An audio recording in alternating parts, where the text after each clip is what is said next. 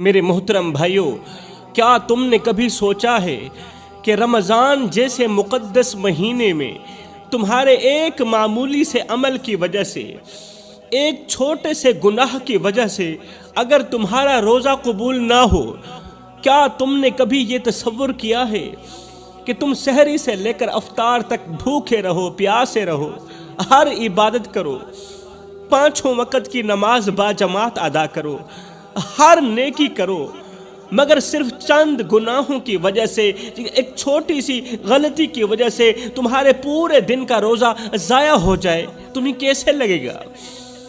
تم بھوکے بھی رہو، پیاسے بھی رہو، لیکن پھر بھی تمہیں ثواب نہ ملے۔ یہ کوئی عام بات نہیں ہے میرے بھائیوں، بلکہ ایک تباہ کن حقیقت ہے، ایک تباہ کن حقیقت ہے جسے سن کر تمہارے رونگٹے کھڑے ہو جائیں گے۔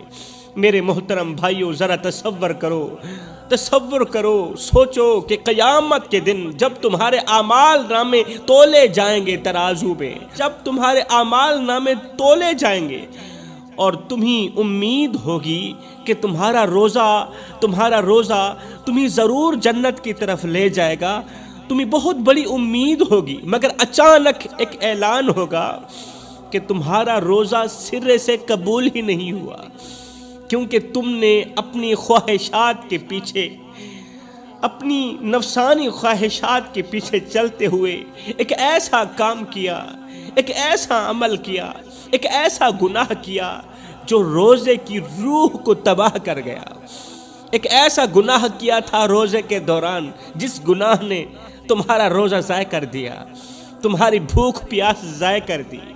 سوچو میرے بھائیوں، وہ لمحہ کتنا خوفناک ہوگا جب تمہیں امید ہوگی کہ میرا روزہ مجھے ہر حال میں جنت میں لے کر جائے گا، مگر ایک اعلان ہوگا کہ تیرا روزہ سرے سے قبول ہی نہیں ہوا۔ جب تمہیں پتہ چلے گا کہ تم نے دنیا کی چمک دمک کے لیے اپنی آخرت برباد کر دی، اللہ اکبر، تمہیں کیسا محسوس ہوگا اس وقت؟ یہ سب کچھ بتانے سے پہلے سب سے پہلے میں تمہیں رمضان کی حقیقت بیان کروں گا، رمضان کی فضیلت سناؤں گا، تاکہ تمہیں سمجھ آ سکے کہ یہ مہینہ کیوں سب سے زیادہ مقدس، برکتوں اور رحمتوں والا ہے۔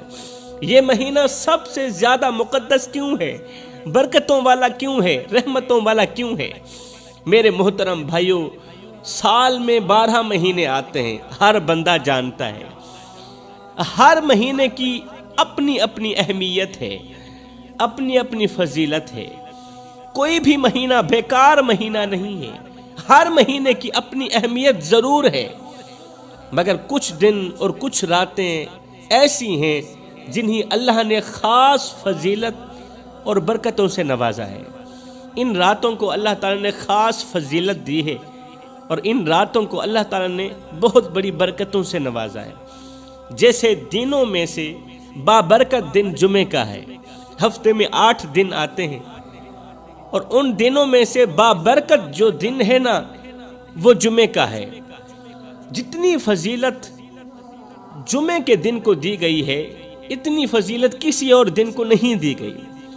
وہ دن جس میں ایک گھڑی ایسی ہوتی ہے، ایک لمحہ ایسا ہوتا ہے کہ جب بندہ اللہ سے جو بھی مانگتا ہے اللہ فوراً عطا کرتا ہے، اور وہ ہے جمعے کا دن، وہ گھڑی ہے جمعے کی گھڑی۔ اور سنو، راتوں میں سب سے زیادہ بابرکت رات شب قدر ہے، شب قدر کی رات، وہ رات جس میں قرآن نازل ہوا، وہ رات جو ہزاروں مہینوں سے بہتر رات ہے۔ ویسے تو راتیں بہت زیادہ ہیں، مگر اللہ نے جو فضیلت شب قدر کو دی ہے، وہ فضیلت کسی اور رات کو نہیں دی۔ وہ رات جس میں اللہ کی رحمتیں بے شمار نازل ہوتی ہیں، شب معراج کی رات بھی عظیم رات ہے۔ یہ وہ رات ہے جب ہمارے نبی کو معراج نصیب ہوئی، سبحان اللہ، اور اللہ سے براہ راست ملاقات کی۔ یہ رات بھی دوسری راتوں کی طرح نہیں ہے، اس رات کو خاص فضیلت حاصل ہے۔ اب سوچو، دنوں میں جمعے کا دن، راتوں میں شب قدر اور شب معراج کی رات اتنی عظیم ہے، تو کیا تم نے کبھی سوچا کہ مہینوں میں سب سے بابرکت مہینہ کون سا ہوگا؟ جب راتوں میں شب معراج عظیم رات ہے، جب راتوں میں شب قدر عظیم رات ہے، شب برات عظیم رات ہے، مجھے بتاؤ مہینوں میں سب سے بابرکت مہینہ کون سا ہوگا؟ اب آپ لوگوں نے پکا یقین کر لیا ہوگا وہ مہینہ رمضان کا مہینہ ہے۔ سبحان اللہ، یہ مہینہ عام مہینوں کی طرح نہیں ہے، یہ اللہ کی خاص رحمتوں، مغفرتوں اور جہنم سے آزادی کا مہینہ ہے۔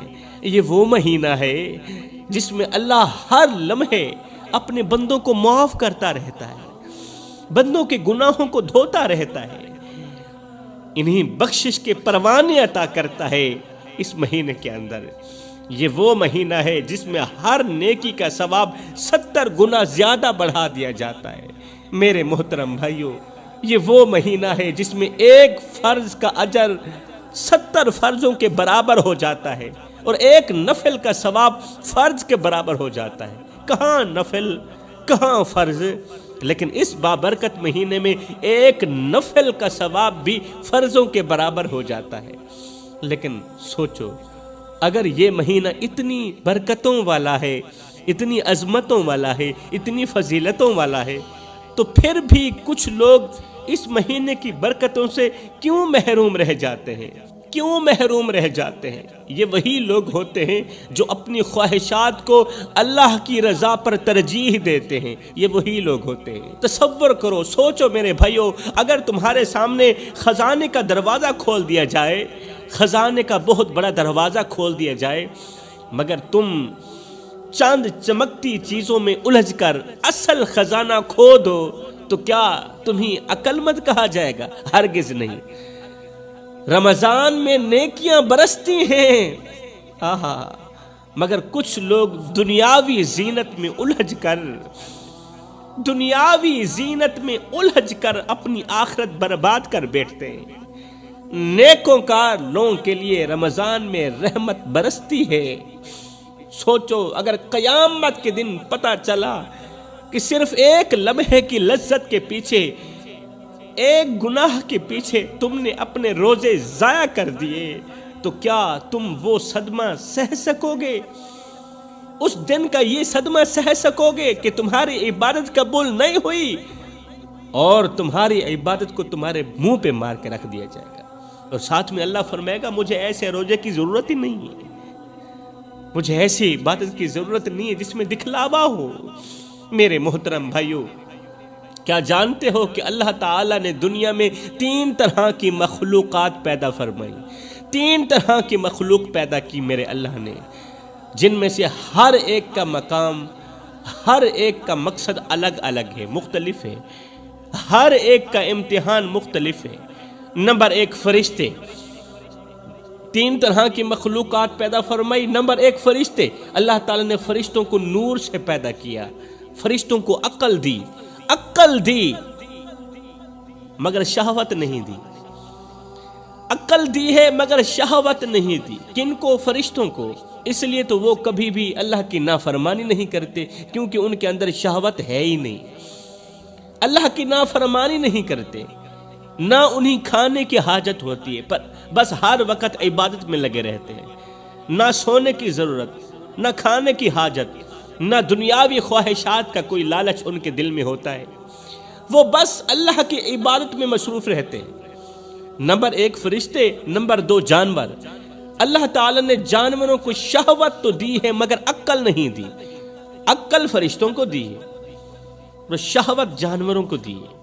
اس لیے تو جانور اپنی خواہشات کے غلام ہوتے ہیں، وہ بس اپنی بھوک مٹانے، نیند پوری کرنے اور اپنی جبلت کے مطابق زندگی گزارنے میں لگے رہتے ہیں۔ وہ حلال و حرام کی تمیز نہیں کر پاتے، نہ انہیں نیکی اور بدی کی تمیز ہوتی ہے، نہ انہیں کسی چیز کا حساب دینا ہوتا ہے، حلال و حرام کی تمیز بھی نہیں کرتے، اس لیے کہ ان کے اندر سرے سے عقل رکھی ہی نہیں میرے اللہ نے، نہ وہ حلال و حرام کے فرق کو سمجھ سکتے ہیں۔ وہ جو دیکھتے ہیں وہی کر بیٹھتے ہیں، جو چاہتے ہیں اس کی پیروی کرتے ہیں، ان کا نہ کوئی مقصد ہے نہ کوئی امتحان، وہ صرف اپنی ضروریات کے ارد گرد گھومتے رہتے ہیں۔ کن کی بات کر رہا ہوں؟ جانوروں کی بات کر رہا ہوں۔ نمبر ایک فرشتوں کو اللہ نے عقل دی، شہوت نہیں دی۔ نمبر دو جانوروں کو اللہ تعالیٰ نے شہوت دی مگر عقل نہیں دی۔ نمبر تین انسان، اللہ تعالیٰ نے انسان میں عقل بھی رکھی ہے اور شہوت بھی رکھی ہے تاکہ وہ اپنی خواہشات پر قابو پا کر اللہ کی اطاعت کرے۔ اپنی خواہشات پر قابو پا کر انسان اللہ تعالیٰ کی اطاعت کرے، اللہ کی فرما برداری کرے اور خود فیصلہ کرے کہ اسے فرشتوں جیسا بننا ہے یا جانوروں جیسا بننا ہے۔ اللہ تعالیٰ نے انسان کو اختیار دے دیا، فیصلے کا اختیار دے دیا تاکہ وہ خود فیصلہ کر سکے کہ اسے فرشتوں جیسا بننا ہے یا جانوروں جیسا بننا ہے۔ یہی وہ فرق ہے جو انسان کو باقی تمام مخلوقات سے الگ کرتا ہے۔ جو اپنی عقل سے کام لے، جو حلال اور حرام کا فرق سمجھے، جو اپنی خواہشات کو قابو میں رکھ کر اللہ کی بندگی کرے، اللہ کی عبادت کرے، وہی اصل میں انسان کہلانے کے لائق ہے۔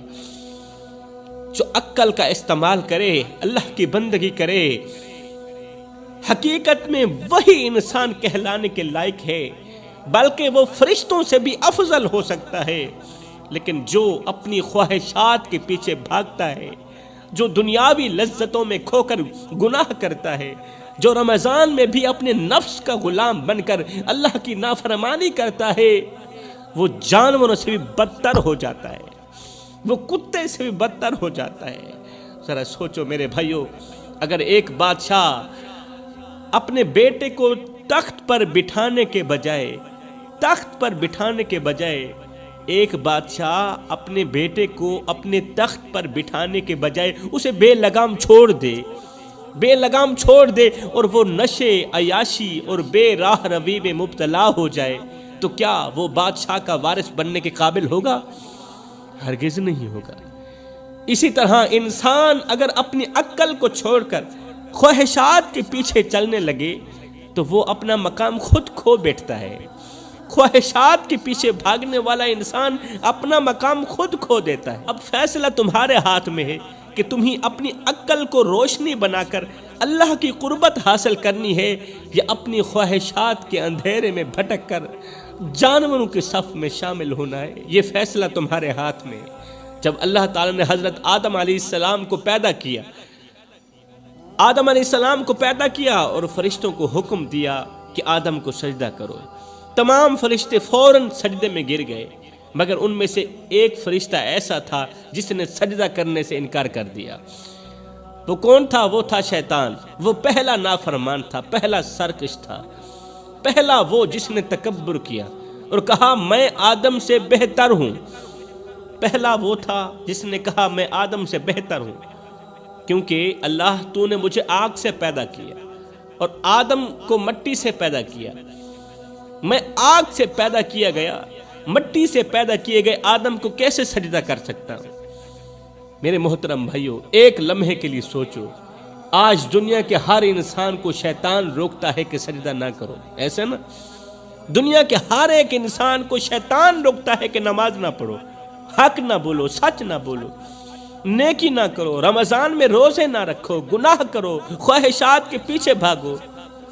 آج ہر ایک انسان کو شیطان روکتا ہے، لیکن اس وقت شیطان کو کس نے روکا تھا کہ اللہ کی نافرمانی کر کے آدم کو سجدہ نہ کرو؟ اس وقت شیطان کو کس نے روکا تھا؟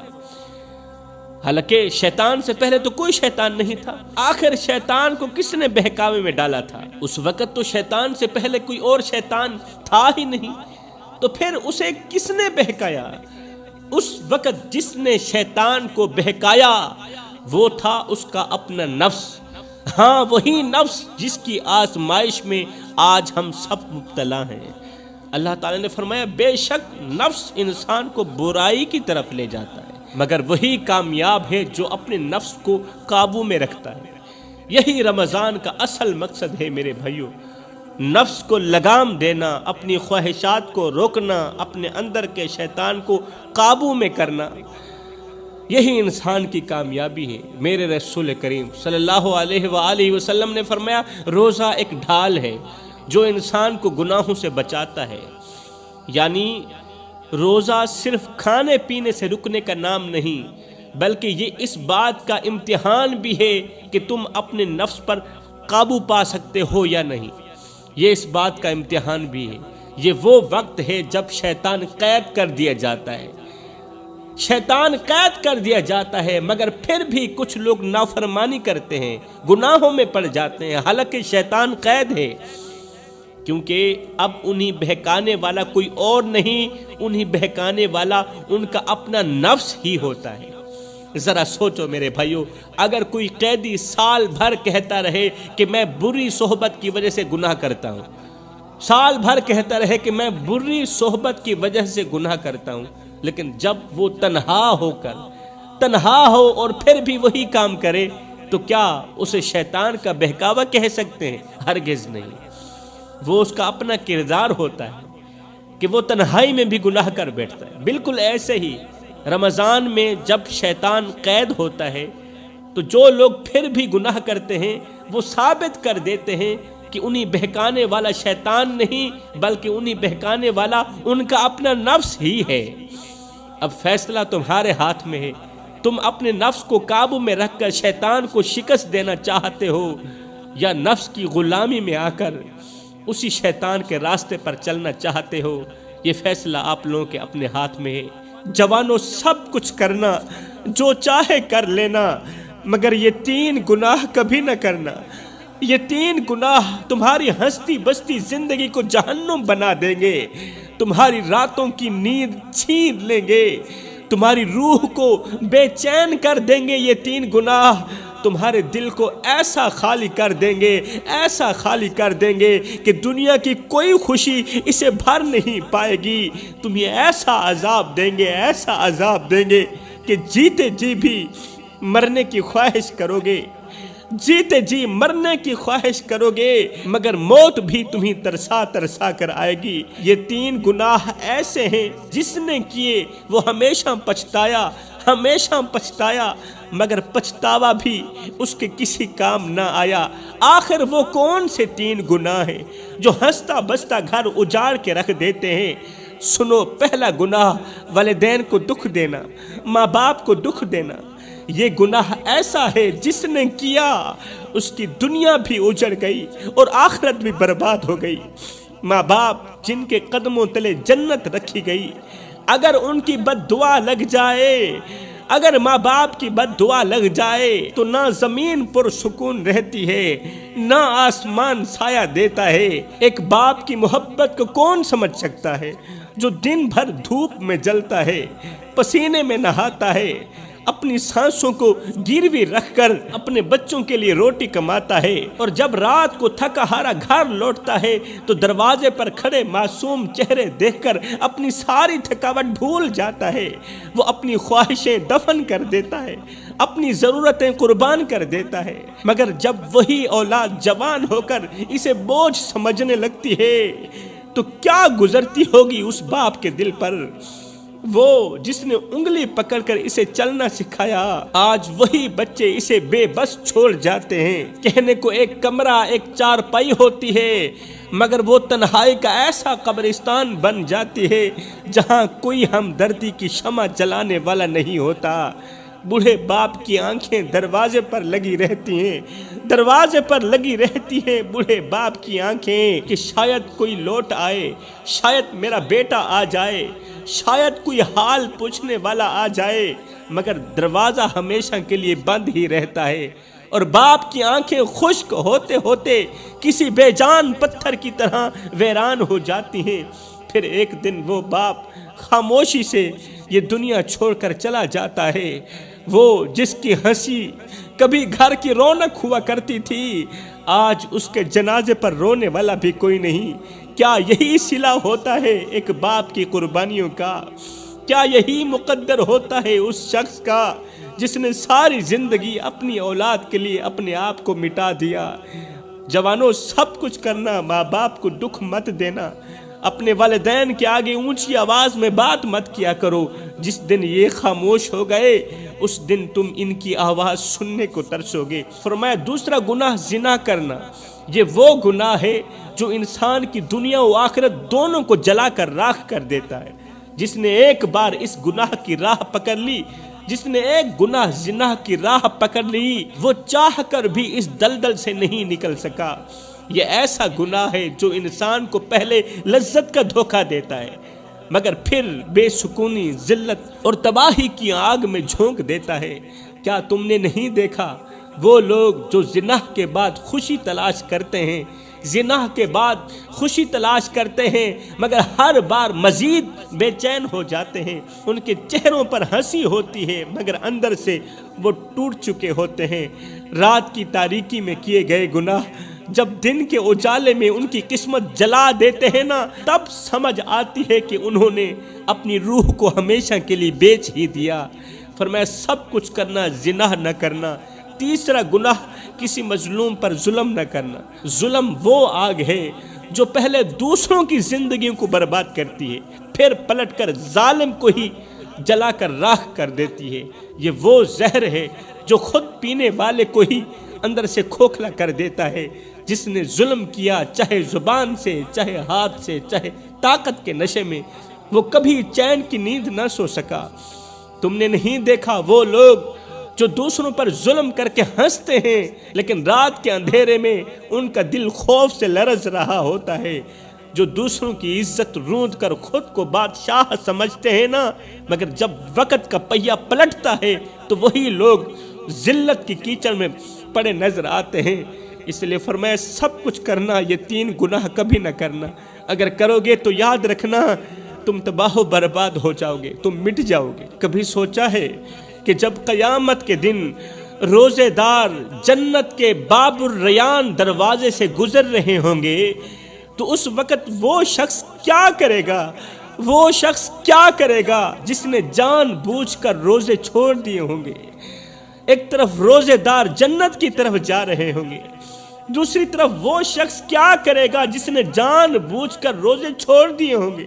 وہ آنکھوں میں آنسو لیے حسرت سے انہی جنت میں جاتا ہوا دیکھے گا، مگر دروازہ اس کے لیے ہمیشہ کے لیے بند ہو چکا ہوگا۔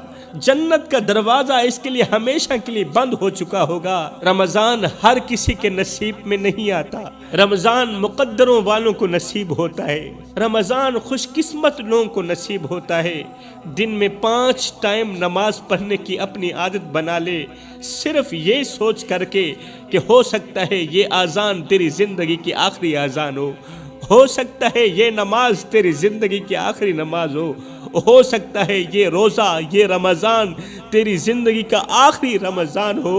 اے بندے، اللہ جب ناراض ہوتا ہے روٹی بند نہیں کرتا، اللہ جب ناراض ہوتا ہے رزق بند نہیں کرتا، اللہ جب ناراض ہوتا ہے سورج کو حکم نہیں دیتا کہ فلاں شخص میرا نافرمان ہے، تیری کرنیں اس کے آنگن میں نہیں جانی چاہیے۔ نہ بندے نہ، اللہ جب ناراض ہوتا ہے تو سجدوں کی توفیق چھین لیتا ہے، اللہ جب ناراض ہوتا ہے تو یہ من اجڑ جاتا ہے۔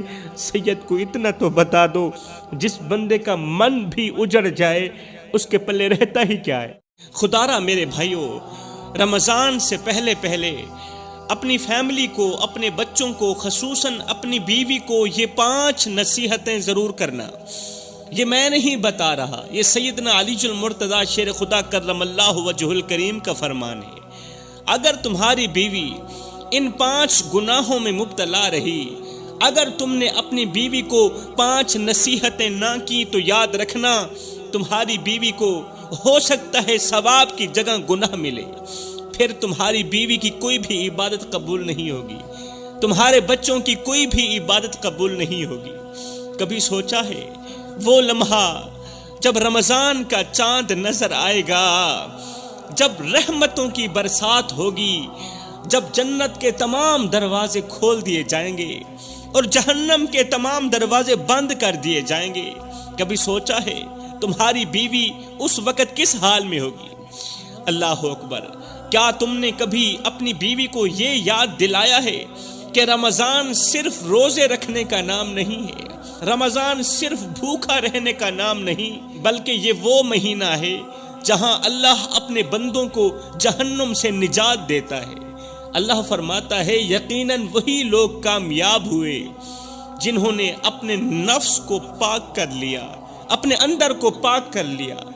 مگر اگر تم نے اپنی بیوی کو اس پاکیزگی کا سبق نہ دیا جو میں تمہیں بتانے والا ہوں یا جو اللہ نے فرمایا ہے، اگر تم نے اپنی بیوی کو اس پاکیزگی کا سبق نہ دیا، اگر تم نے اسے یاد نہ دلایا کہ رمضان کے ان قیمتی لمحوں میں اس کی عبادت کیسی ہونی چاہیے، اگر تم نے اسے سبق نہ دیا تو یاد رکھنا کہیں ایسا نہ ہو کہ وہ ان رحمتوں سے محروم رہ جائے، تمہاری بیوی رحمتوں سے محروم رہ جائے، رمضان کی برکتوں سے محروم رہ جائے، اور تم قیامت کے دن افسوس کرو کہ کاش میں نے وقت پر اپنی بیوی کو سمجھایا ہوتا۔ یاد رکھو میرے بھائیو، عورت کے کردار کی مضبوطی پورے گھر کو جنت بنا سکتی ہے، یہ حقیقت ہے۔ عورت کے کردار کی مضبوطی، عورت کے حیا کی مضبوطی پورے گھر کو جنت بنا سکتی ہے، اور اس کی غفلت پورے خاندان کو گمراہی کے اندھیروں میں دھکیل سکتی ہے، یہ حقیقت ہے۔ کیونکہ عورت کا سب سے بڑا زیور اس کی حیا ہے، عورت کا سب سے بڑا زیور اس کی حیا ہے، اور مرد کی سب سے بڑی کامیابی اس کی نیک بیوی ہے، اس کی بیوی کی نیکی ہے۔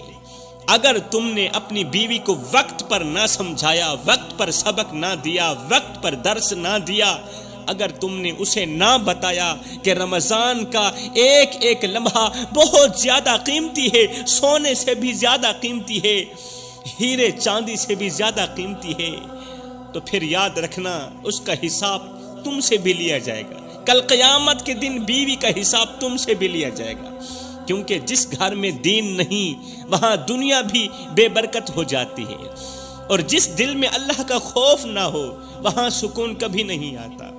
سوچو، اگر تمہاری بیوی آج غفلت میں ہے، غفلت میں ڈوبی ہوئی ہے، اگر اس کی عبادت کمزور ہے، اگر وہ رمضان کی عظمت کو نہیں سمجھ پاتی، تو کیا تم اس کے لیے قیامت کے دن جواب دہ نہیں ہوگے؟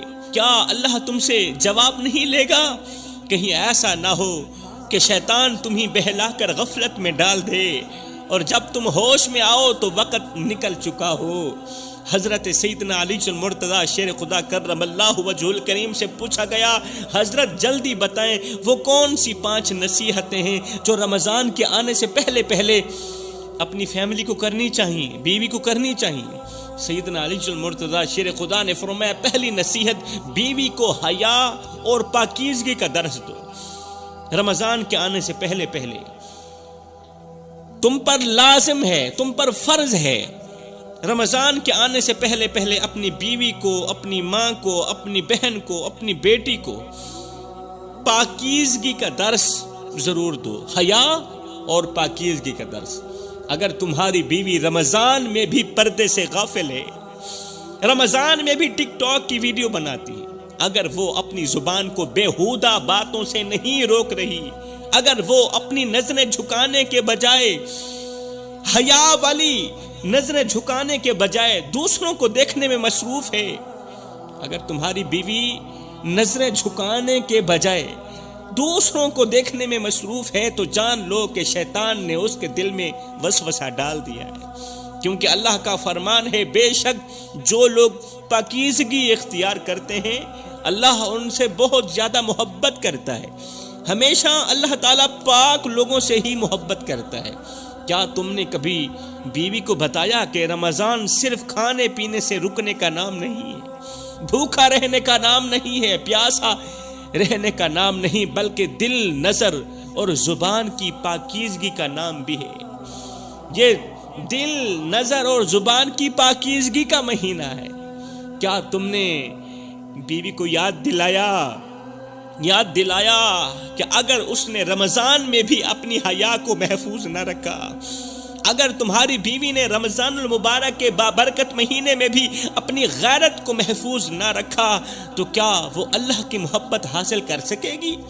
اپنی بیویوں کو بتاؤ، بچوں کو بتاؤ، بیٹیوں کو بتاؤ، اگر تم نے رمضان میں بھی اپنی حیا کو محفوظ نہ رکھا تو پھر یاد رکھنا تم اللہ کی محبت کو ہرگز حاصل نہیں کر سکو گی۔ رمضان کے روزے رہ کر بھی اللہ کی محبت کو نہیں پا سکو گی۔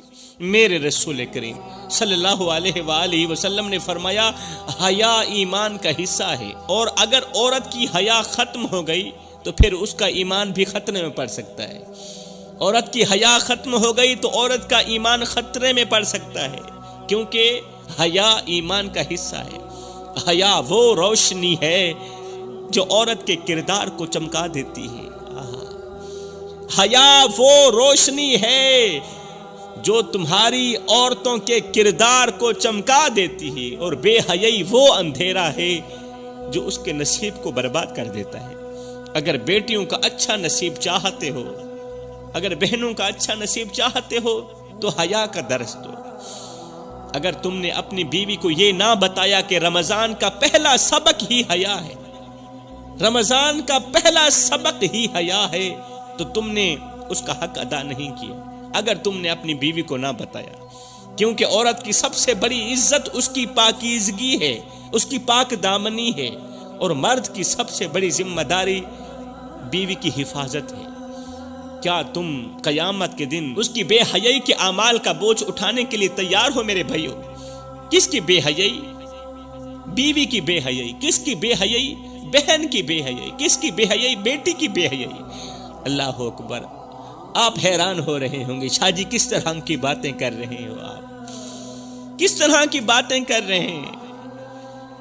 اللہ ماشاءاللہ ہر کسی کی بات نہیں کر رہا۔ آپ ٹک ٹاک کھولیں، پھر دیکھنا کن کن کی بہنیں بے حیائی کی دلدل میں ڈوبی ہوئی ہیں۔ کیا تم قیامت کے دن اللہ کے حضور گواہی دو گے کہ تم نے اپنی بیوی کو رمضان میں پاکیزگی کا سبق دیا تھا؟ اپنے بچوں کو رمضان کے آنے سے پہلے پاکیزگی کا سبق تم نے دے دیا تھا، وہ عمل کریں نہ کریں۔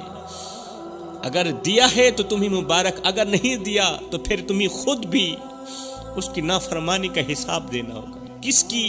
بیوی کی۔ کس کی؟ بچوں کی۔ پرانے زمانے کی بات ہے کہ ایک عورت رہتی تھی، وہ اپنی حیا اور پاکیزگی کی وجہ سے بہت زیادہ مشہور تھی، بہت زیادہ مشہور تھی، مگر اس کا امتحان ابھی باقی تھا۔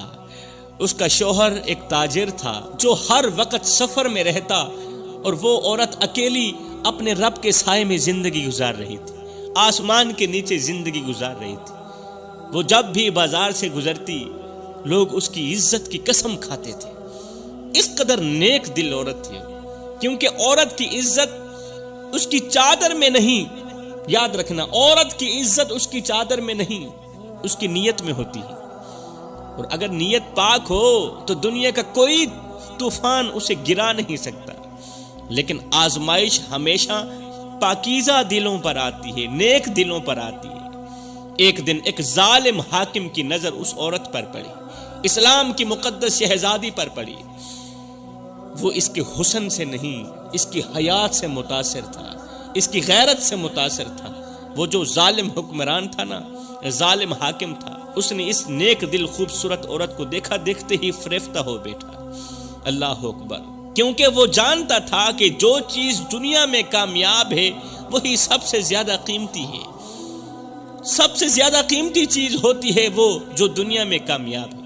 اس نے ہر طریقے سے اس عورت کو خریدنے کی کوشش کی، خوبصورت عورت کو ہر طریقے سے خریدنے کی کوشش کی، دولت، طاقت، وعدے، حتیٰ کہ دھمکیاں بھی دی، مگر وہ عورت ایک چٹان کی طرح ایک ہی جگہ پر کھڑی رہی۔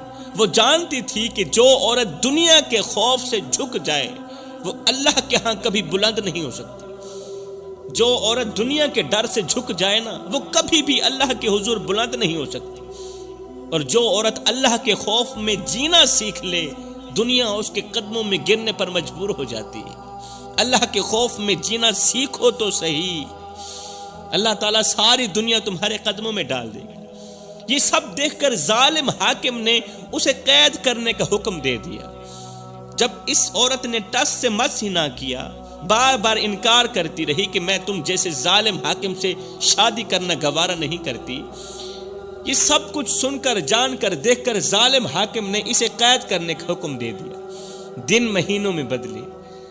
مہینوں میں بدلے، مگر اس نے اپنی عزت پر آنچ نہ آنے دی۔ قید میں رہنے کی وجہ سے، بند کوٹھی میں رہنے کی وجہ سے عورت کا جسم کمزور ہو گیا، عرصہ گزر گیا قید میں رہی، چہرہ مرجھا گیا مگر اس کی روح چمکتی رہی، چہرہ سیاہ ہو گیا مگر روح 14ویں رات کے چاند کی طرح چمکتی رہی۔ آخر کار اس کی استقامت نے ظالم کو توڑ کے رکھ ہی دیا۔ نیک دل عورت کی استقامت نے، اس کے صبر نے، اس کی طاقت نے ظالم کو توڑ دیا۔ جب وہ قید سے آزاد ہوئی تو لوگ حیران تھے کہ ایک کمزور عورت نے طاقتور ظالم کو کیسے شکست دی۔ وہ عورت مسکرائی جب قید سے آزاد ہوئی نا، جب جیل سے باہر نکلی تو وہ عورت مسکرا کر کہنے لگی کہ عورت کی سب سے بڑی طاقت اس کا حسن نہیں، اس کی حیا ہوتی ہے۔ عورت کی سب سے بڑی طاقت اس کی خوبصورتی نہیں ہے، اس کی حیا ہوتی ہے۔ اور جس نے اپنی حیا بیچ دی اس کے پاس کچھ بھی باقی نہیں رہا۔ دنیا کی سب سے قیمتی چیز عزت ہے، جو کھو جائے تو پھر واپس نہیں آتی، اور جو بچا لے وہ بادشاہوں سے بھی زیادہ قیمتی ہو جاتا ہے۔ اللہ اکبر۔ یہ دنیا آزمائش کا گھر ہے، جو اپنے نفس کو بیچ دے وہ دنیا میں چند دن جیتا ہے، جو اپنے نفس کو بیچ دے وہ دنیا میں چند دن جیتا ہے، مگر جو اپنی عزت بچا لے، جو اپنی عزت بچا لے وہ رہتی دنیا تک زندہ رہتا ہے۔ اور جو اللہ کے لیے قربانی دے دے، اللہ کے نام پر قربان ہو جائے، اللہ اسے کبھی ضائع نہیں کرتا۔ اللہ آزماتا ضرور ہے مگر تنہا اکیلا نہیں چھوڑتا۔ حضرت سیدنا علی المرتضیٰ شیر خدا نے فرمایا، دوسری نصیحت، بیوی کو زبان کی حفاظت اور بد زبانی سے بچنے کی تلقین کرو۔ اگر تمہاری بیوی رمضان میں بھی اپنی زبان کا غلط استعمال کر رہی ہے، اگر وہ دوسروں کی برائی میں وقت گزار رہی ہے، چغل خوری میں وقت گزار رہی ہے، اگر وہ بے مقصد باتوں، غیبت، طنز اور جھوٹ میں لگی ہوئی ہے، تو جان لو کہ وہ روزہ رکھ کر بھی اپنا ہی نقصان کر رہی ہے۔ سوچو، اگر وہ اپنے روزے کے دوران اپنی زبان کی حفاظت نہ کر سکی تو کیا وہ اللہ کی رحمت کی مستحق ہوگی؟ وہ رمضان کی برکتوں کی مستحق ہوگی جو اپنی زبان کی بھی حفاظت نہیں کر سکی؟ اگر اس کی زبان سے مسلسل وہ الفاظ نکل رہے ہیں جو دوسروں کو تکلیف دے رہے ہیں، جو رشتوں میں درار ڈال رہے ہیں، تو کیا وہ واقعی کامیاب ہو سکتی ہے؟ ہرگز نہیں، بالکل بھی کامیاب نہیں ہو سکتی۔ میرے رسول کریم صلی اللہ علیہ وآلہ وسلم نے فرمایا، جس نے جھوٹ اور غلط کام نہ چھوڑے، اللہ کو اس کے بھوکا پیاسا رہنے کی کوئی ضرورت نہیں، اللہ کو اس کے روزے کی کوئی ضرورت نہیں۔ جس نے جھوٹ نہیں چھوڑا، جس نے غلط کام نہیں چھوڑے، جان لو میرے بھائیو، انسان کا سب سے بڑا دشمن اس کی اپنی زبان ہے، اور جو زبان کو قابو میں نہ رکھ سکے وہ اپنی عزت اور نیکی کو برباد کر دیتا ہے۔ جو عورت زبان کے وار سے دوسروں کے دل زخمی کرے وہ خود کبھی خوش نہیں رہ سکتی، کبھی بھی خوش نہیں رہ سکتی۔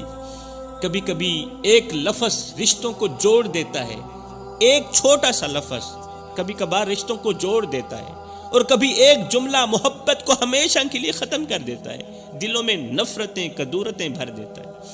اگر تم نے اپنی بیوی کو یہ نہ سکھایا کہ رمضان میں زبان کا روزہ بھی ضروری ہے، رمضان میں زبان کا روزہ بھی ضروری ہے، اگر تم نے بیوی کو نہ بتایا کہ یہ مہینہ نہ صرف جسم بلکہ دل اور زبان کو بھی پاک کرنے کے لیے آیا ہے، اگر تم نے بیوی کو یہ درس نہ دیا تو یاد رکھنا، جس گھر میں عورت کی زبان بے قابو ہو وہاں برکت ہمیشہ کے لیے ختم ہو جاتی ہے، وہاں برکت نہیں رہتی۔ بنی اسرائیل میں ایک عورت رہتی تھی جس کی زبان تیز اور بے قابو تھی، ہر وقت اپنی زبان کو تیز چھری کی طرح چلاتی رہتی تھی۔ وہ اپنی باتوں میں دوسروں کی عزت کا خیال نہیں رکھتی تھی، ہر بات پر طنز کرتی تھی، دوسروں کو کم تر سمجھتی تھی، وہ اپنی زبان سے زخم دینے کو اپنی جیت سمجھتی تھی۔ اس کا شوہر ایک نیک دل انسان تھا جو ہمیشہ صبر سے اس کی سخت باتیں برداشت کرتا رہتا تھا۔ وہ اسے بار بار سمجھاتا کہ زبان کا زخم تلوار کے زخم سے زیادہ گہرا ہوتا ہے، بیوی کو بار بار سمجھاتا تھا کہ یہ جو زبان کا زخم ہے نا، یہ تلوار کے زخم سے زیادہ گہرا ہوتا ہے، کیونکہ تلوار کا زخم بھر جاتا ہے مگر زبان کے دیے ہوئے زخم کبھی نہیں بھرتے۔ مگر اس کی عورت کو کبھی اپنی غلطی کا احساس نہ ہوا۔ وہ سمجھتی تھی کہ الفاظ بس ہوا میں اڑ جاتے ہیں، ان کا کوئی حساب نہیں ہوتا۔ وقت گزرتا گیا میرے بھائیوں، پھر کیا ہوا آگے سنیے۔ اس عورت کا رویہ مزید سخت ہوتا گیا۔ ایک دن ایک معمولی سی بات پر اس نے اپنے شوہر کو ایسے الفاظ بولے جو اس کے دل کو توڑ کر رکھ گئے، چکنا چور کر دیا۔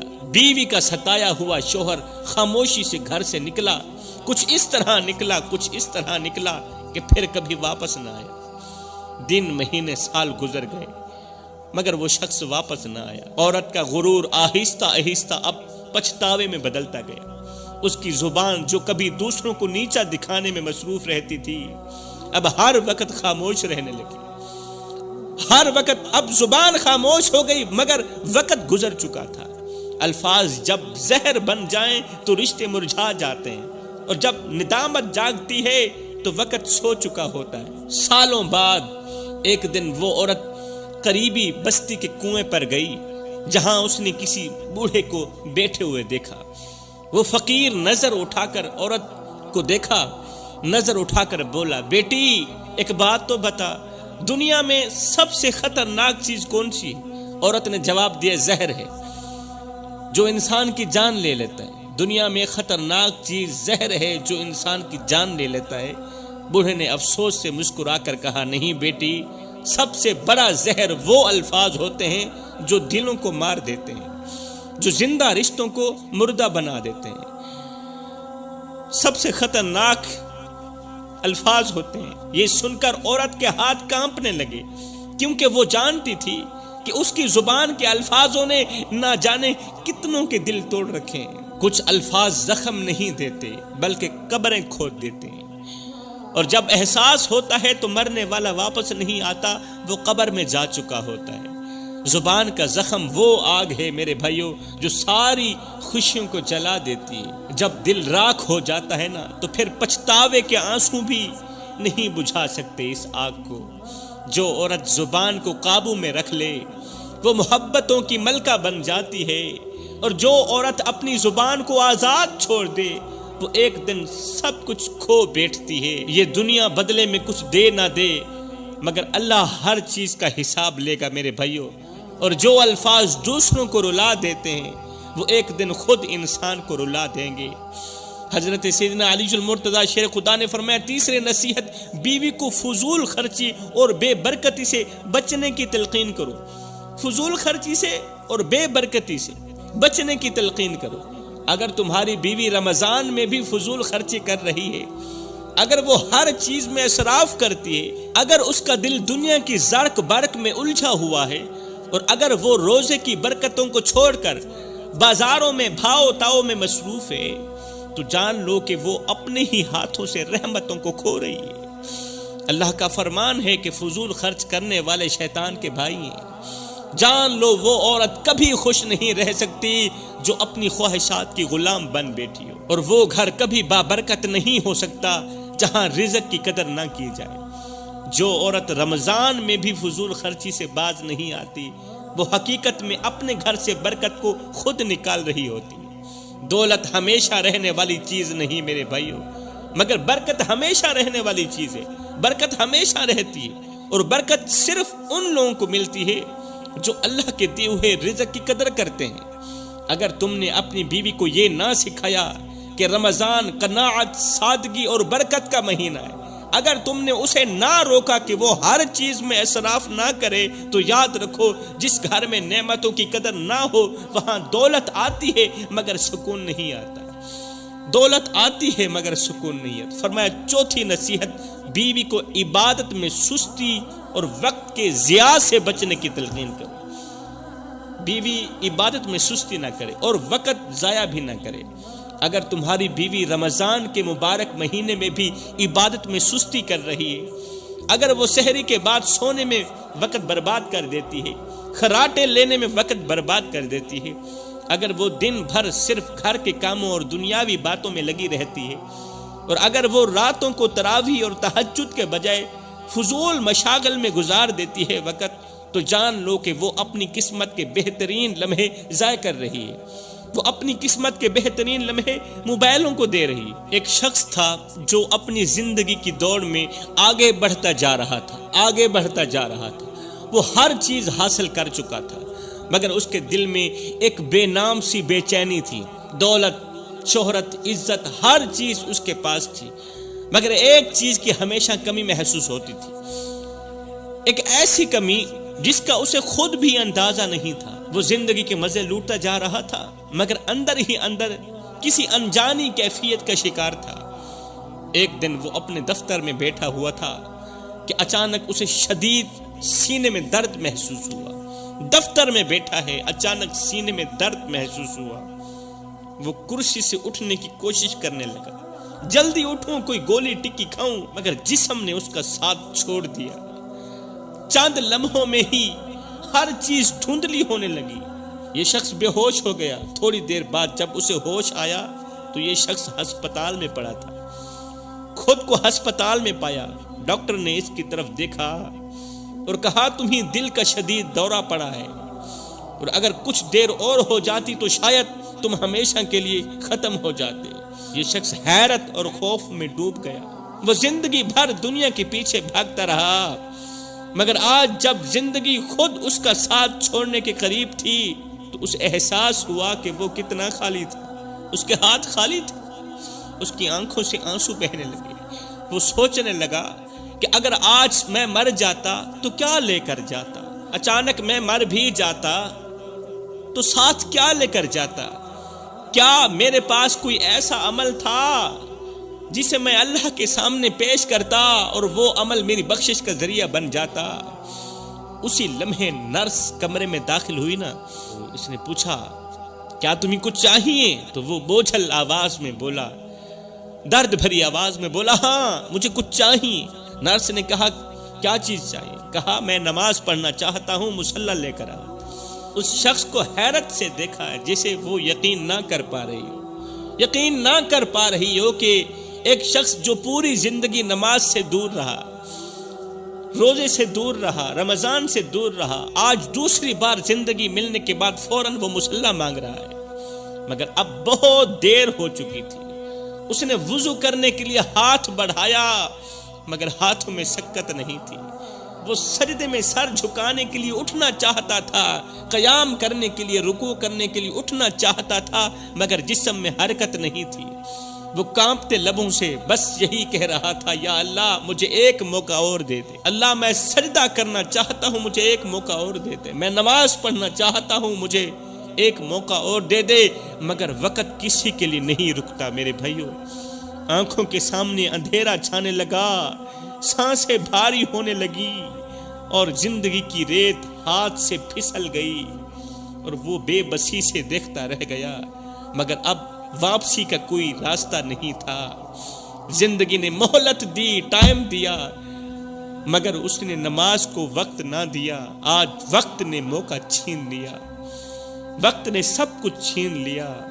آج وہ نماز کے لیے ترس رہا ہے۔ دنیا نے ہر کامیابی دے دی، مگر آخرت کے لیے کچھ نہ چھوڑا۔ آج دنیا بھی ہاتھ سے جا رہی ہے اور آخرت بھی خالی ہے۔ دنیا بھی ہاتھ سے جا رہی ہے اور آخرت کے لیے بھی کچھ اکٹھا نہیں کیا۔ جب تک زندگی باقی ہے سجدے کر لو میرے بھائیو، نماز پڑھ لو، کیونکہ ایک دن ایسا آئے گا جب تم سجدہ کرنا چاہو گے مگر تمہارا جسم تمہارا ساتھ چھوڑ چکا ہوگا۔ نماز کو چھوڑنے والا شخص ہمیشہ کہتا ہے کہ کل پڑھ لوں گا، مگر اسے خبر نہیں کہ ایک دن وہ کل بھی نہیں آئے گا۔ حضرت سیدنا علی المرتضیٰ شیر خدا فرماتے ہیں، 5ویں نصیحت، بیوی کو دل کی پاکیزگی اور دوسروں کے حق میں خیر خواہی کی تلقین کرو۔